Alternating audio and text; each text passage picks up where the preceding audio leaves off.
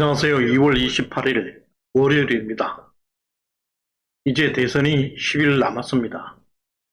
오늘 나온 세계의 여론조사는 모두 박빙이라고 발표하고 있습니다. 이것은 단일화를 핑계로 삼아서 여론을 조작하고 있는 의도입니다. 엠브레인 퍼블릭 한국 리서치는 합동조작소 소속이고 서던 포스트는 조작 의혹 명단에 단골로 오르고 있는 업체입니다. 이런 조작에 현혹되지 말아야 할 것입니다.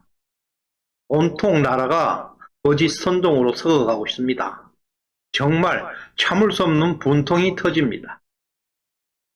3월 3일 이후 여론조사를 공포하는 것은 금지됩니다. 앞으로 3일간 어떤 공작질이 모습을 보일지 관심이 집중되고 있습니다. 먼저 278개의 여론조사를 모두 추세를 분석한 것입니다.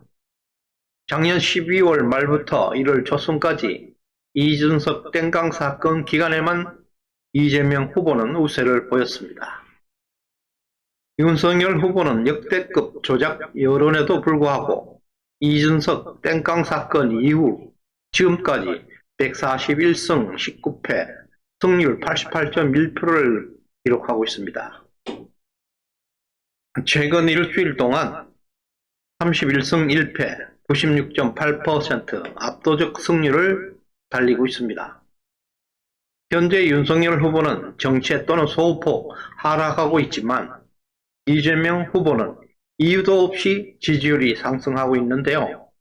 그것은 여론조사 조작률과 연동되어서 나타나는 일시적 상승입니다. 이런 조작은 쉽게 증명할 수 있습니다. 윤석열 유세 현장은 수만 명 구름인파가 몰려들고 있습니다. 윤 후보 어퍼컷 한 방으로 지천이 떠나갈 듯 함성이 터져나오고 있습니다. 반면에 이재명 유세 현장은 수백 명이나 될까요? 동네 반상회 수준입니다. 안철수와 민주당의 뒷거래는 선거법 위반입니다. 버스기사 사망도 중대재해법 위반입니다. 안철수는 반드시 구속되어야 합니다. 지금 구독과 좋아요 버튼을 꾹 눌러주십시오. 최고의 방송으로 보답드리겠습니다. 시정연에서는 이번 대선 결과를 다음과 같이 해석할 수 있습니다. 주목할 점은 60 플러스 유권자는 2017년 5년 전보다 6.3% 증가했고 전체 유권자의 30% 비중을 차지하고 있습니다. 또한 이 비중은 2030 세대를 합친 숫자와 비슷합니다. 이재명 후보에게 가장 강력한 지지를 보내고 있는 40대는 고작 18%밖에 안 됩니다. 따라서 60 플러스 세대에게 강력하게 지지를 받는 후보가 당선될 수밖에 없는 구조입니다. 다시 말해서 60 플러스에게 55%를 투표하면 반드시 승리합니다.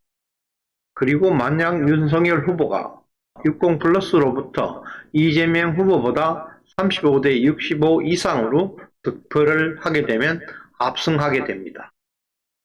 이번 대선에서 60 플러스의 투표자 수는 총 1020만 명입니다.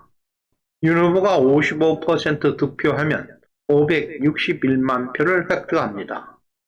윤 후보의 득표가 65% 이상 점유하게 되면 이재명은 35대 65는 X대 561로 302만 표를 획득하게 됩니다. 따라서 윤석열 후보는 최소 60 플러스 세대로부터 259만 표를 더 얻게 됩니다. 259만 표는 총 투표자 수 3,396만 1000명의 7.6%에 해당하는 표차입니다. 60 플러스 세대는 이번 대선을 결정합니다. 윤석열 후보가 60 플러스에게 받고 있는 지지율 현황을 보게 되면 이미 승리 조건과 압승 조건이 모두 충족되고 있음을 볼 수 있습니다. 먼저 ARS 조사에서는 점유율만 0.3% 부족한 64.7%를 기록하고 있고 나머지는 모두 기준선을 돌파하고 있습니다. 특히 면접조사는 압승 조건에 안착하고 있습니다.